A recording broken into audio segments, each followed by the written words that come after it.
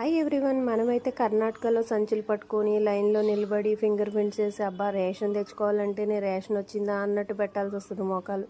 ఇక్కడ చూడండి, ఇంటింటికి చక్కగా ఎంత చక్కగా ఈ వ్యాన్ వచ్చేసి ఇంటి ముందే తూకమేసి అందంగా రేషన్ బియ్యం ఇంటింటికి అప్పచెప్పేసి వెళ్ళిపోతున్నారు.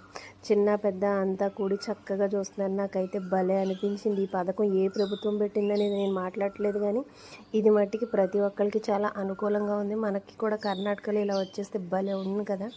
నాకైతే ఈ పథకం చాలా నచ్చింది. చక్కగా ఇంటికి రావడం, ఇంటి ముందే ఒక హార్న్ అండ్ మైక్తో అనౌన్స్ చేయడం, ఆ చుట్టుపక్కల వాళ్ళంతా కూడి చక్కగా అందరూ రేషన్ వేయించుకుంటూ ఒకరినొకరు పలకరించుకుంటూ భలే ఉందన్నమాట.